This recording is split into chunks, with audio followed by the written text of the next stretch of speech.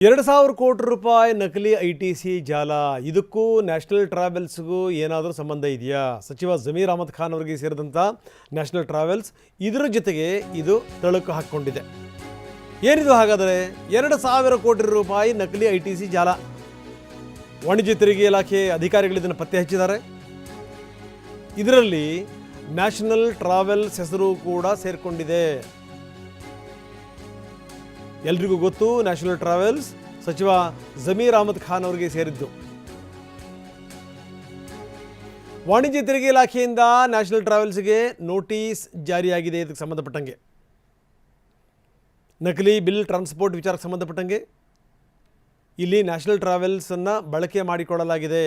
ಇದರ ಬಗ್ಗೆ ತನಿಖೆ ಮಾಡಬೇಕು ಅಂತ ನೋಟಿಸ್ ಜಾರಿಯಾಗಿದೆ. ಇದು ಬೆಳಕಿಗೆ ಹೆಂಗೆ ಬಂತು ನಕಲಿ ITCದು? ಬೆಂಗಳೂರಿನಲ್ಲಿ ಟಂಗ್ಸ್ಟನ್ ಸ್ಕ್ರ್ಯಾಪ್ ಇದಕ್ಕೆ ಸಂಬಂಧಪಟ್ಟಂಗೆ ಇಲ್ಲಿ ಹೆಚ್ಚಾಗಿ ಸಿಗಲ್ಲ ಇಲ್ಲಿ, ಆದರೆ ಅತಿ ಹೆಚ್ಚು ರಫ್ತು ಆಗಿದೆ. ಹೆಂಗಾಯ್ತಿದು? ಸುಮಾರು 217 ಕೋಟಿ ರೂಪಾಯಿ ವಹಿವಾಟು, ಆದರೆ 39 ಕೋಟಿ ರೂಪಾಯಿ ಬಿಲ್ ಸೃಷ್ಟಿಯಾಗಿತ್ತು. 217 ಕೋಟಿ ರೂಪಾಯಿ ವಹಿವಾಟು ನಡೆದಿರುತ್ತೆ, ಆದರೆ ಬಿಲ್ ಸೃಷ್ಟಿಯಾಗಿರುವಂಥದ್ದು ಕೇವಲ 39 ಕೋಟಿ ರೂಪಾಯಿದ್ದು. ಕಮರ್ಷಿಯಲ್ ಟ್ಯಾಕ್ಸ್ ಅಧಿಕಾರಿಗಳು ಇದರ ಬೆನ್ನು ಬಿದ್ದಿದ್ರು. ಆವಾಗ ಇದೆಲ್ಲವೂ ಕೂಡ ಹೊರಗಡೆ ಬಂತು. ಇದಕ್ಕೆ ಸಂಬಂಧಪಟ್ಟಂಗೆ ಜನವರಿನಲ್ಲಿ 5 ಜನರನ್ನು ಅರೆಸ್ಟ್ ಮಾಡಲಾಗಿತ್ತು. ತನಿಖೆ ಮಾಡಿದಂಥ ಸಂದರ್ಭದಲ್ಲಿ ಬೇರೆ ಬೇರೆ ಹೆಸರುಗಳು ಕೂಡ ಬಂದವು. ಯಾರ್ಯಾರು? SKS ಟ್ರೇಡರ್ಸ್ನ ಸಲೀಮುಲ್ಲಾ, KH E-ವೇಸ್ಟ್ ಸೈಕ್ಲರ್ನ ಹಸನ್, ಇವರಿಬ್ಬರನ್ನ ಬಂಧಿಸಲಾಗಿತ್ತು. ಎರಡೂ ಸಂಸ್ಥೆಗಳು 2,384 ಕೋಟಿ ರೂಪಾಯಿ ವಹಿವಾಟನ್ನು ನಡೆಸಿರುವಂಥ ಕಂಪನಿಗಳು. ಇದರ ಮುಖಾಂತರ 594 ಕೋಟಿ ರೂಪಾಯಿ ಬಿಲ್ ಪಡೆದಿರುವಂಥದ್ದು ಸ್ಪಷ್ಟ. 3 ವರ್ಷಗಳಲ್ಲಿ ಇದರ ವಹಿವಾಟು ವಿಪರೀತ ಏರಿರುವಂಥದ್ದು. 50 ಕೋಟಿಯಿಂದ 945 ಕೋಟಿ ರೂಪಾಯಿಗೆ ಏರಿಕೆ ಆಗಿರೋದು. ಇಲ್ಲಿ ಹಲವಾರು ಡೌಟ್ಗಳಿವೆ. ಬರೀ ನಮ್ಮ ಪ್ರತಿನಿಧಿ ಕಿರಣ್ ಈಗ ನಮ್ಮೊಂದಿಗೆ ನೇರ ಸಂಪರ್ಕದಲ್ಲಿದ್ದಾರೆ. ಕಿರಣ್, ಏನಿದು ಕತೆ ಇದು? ಇದಕ್ಕೂ ನ್ಯಾಷನಲ್ ಟ್ರಾವೆಲ್ಸ್ಗೂ ಏನಾದರೂ ಸಂಬಂಧ ಇದೆಯಾ?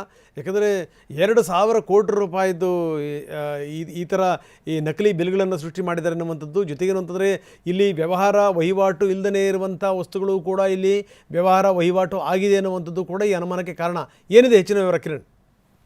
ರಂಗನಾಥ್, ಮುಖ್ಯವಾಗಿ ಕಳೆದ ಜನವರಿಯಿಂದ ಏನು ಕಮರ್ಷಿಯಲ್ ಟ್ಯಾಕ್ಸ್ ಅವರು ಈ ಸಂಬಂಧಪಟ್ಟಂತೆ ಮುಖ್ಯವಾಗಿ ಅದನ್ನು ಮಾನಿಟ್ರ್ ಮಾಡ್ತಾಯಿದ್ರು. ಈಗಾಗಲೇ ಈ ಒಂದು ಅಂದರೆ ಫೇಕ್ ಬಿಲ್ಲನ್ನು ಮಾಡೋದಂದರೆ ITC ಅಂದರೆ ಇನ್ಪುಟ್ ಟ್ಯಾಕ್ಸ್ ಕ್ರೆಡಿಟ್ ಅಂತ ಏನಿರ್ತಾರೆ, ಆ ಒಂದು ಇನ್ವಾಯ್ಸನ್ನು ರೆಡಿ ಮಾಡುವಂಥದ್ದು ಫೇಕ್. ಅಂದರೆ ಈ ಕಂಪ್ನಿ ಇಲ್ಲದೆ ಇದ್ರೂ ಕೂಡ ಕಂಪ್ನಿ ಇದೆ ಅಂತ ಒಂದು ರಿಜಿಸ್ಟರ್ ಮಾಡುವಂಥದ್ದು. ಆ ಜೊತೆಗೆ ಅಲ್ಲೇ ಆ ಕಂಪ್ನಿಯಿಂದ ಕೆಲವೊಂದಷ್ಟು ಫೇಕಿನ ಇನ್ವಾಯ್ಸನ್ನು ರೆಡಿ ಮಾಡ್ಕೊಳ್ಳೋದು. ಯಾವುದೇ ರೀತಿಯ ಗೂಡ್ಸು ಇಲ್ಲಿಂದ ಹೊರಗಡೆ ಹೋಗೋದಿಲ್ಲ. ಆದರೆ ಮುಖ್ಯವಾಗಿ ಸ್ಕ್ರ್ಯಾಪ್ ಯಾವುದೇ ರೀತಿಯ ಹೊರಗಡೆ ಹೋಗೋದಿಲ್ಲ. ಲಾರಿ ಮಾತ್ರ ಮೂವ್ಮೆಂಟ್ ಆಗಿರುತ್ತೆ.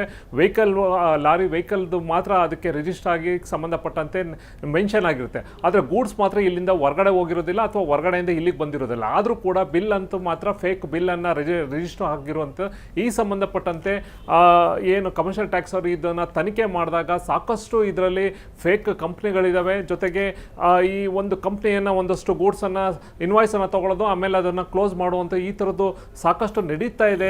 ಸರ್ಕಾರಕ್ಕೆ ಇದರಿಂದ ಸಾಕಷ್ಟು ನಷ್ಟ ಆಗ್ತಾ ಇದೆ ಅನ್ನೋದು ಅವರು ಪತ್ತೆ ಹಚ್ಚುತ್ತಾರೆ. ಇಲ್ಲಿವರೆಗೂ ಈ ಒಂದು ಪ್ರಕರಣ ಸುಮಾರು 2,000ಕ್ಕೂ ಹೆಚ್ಚು ಕೋಟಿ ಈ ಒಂದು ವಹಿವಾಟು ಆಗಿ ಹಗರಣ ಆಗಿದೆ ಅನ್ನೋದು ಒಂದು ಬೆಳಕಿಗೆ ಬಂದಿದೆ. ಇದರಲ್ಲಿ ಮುಖ್ಯವಾಗಿ ಈಗಾಗಲೇ 7 ಜನನ ಅರೆಸ್ಟ್ ಮಾಡಿದ್ದಾರೆ. ಅದರಲ್ಲಿ ಸಾಕಷ್ಟು ಕಂಪ್ನಿಗಳು ಅಂದರೆ ಟ್ರಾವೆಲ್ಸ್ಗಳು, ಮುಖ್ಯವಾಗಿ ನ್ಯಾಷನಲ್ ಟ್ರಾವೆಲ್ಸ್ ಇರ್ಬೋದು, ಬೇರೆ ಬೇರೆ ಕಂಪ್ನಿಗಳಿರ್ಬೋದು, ಇವೆಲ್ಲವೂ ಕೂಡ ಈಗಾಗಲೇ ನೋಟಿಸನ್ನು ಕೊಟ್ಟಿದ್ದಾರೆ.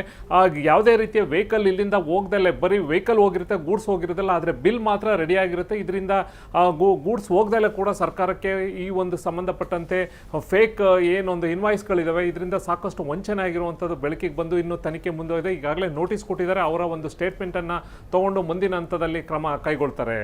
ರಂಗನಾಥ್, ಓಕೆ, ಧನ್ಯವಾದ ತಮ್ಮೆಲ್ಲ ಮಾಹಿತಿಗೆ.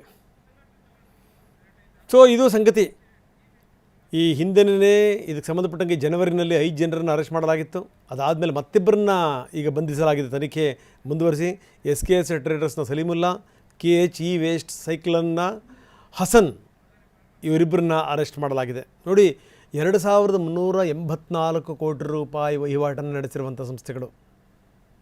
ಈ ವಹಿವಾಟಿನ ಮುಖಾಂತರ 594 ಕೋಟಿ ರೂಪಾಯಿ ಬಿಲ್ಲನ್ನು ಪಡೆದಿದ್ದಾರೆ. 3 ವರ್ಷದಲ್ಲಿ ಇದು ಏರಿಕೆ ಆಗಿರೋ ರೀತಿ ನೋಡಿ, 50 ಕೋಟಿಯಿಂದ 945 ಕೋಟಿಗೆ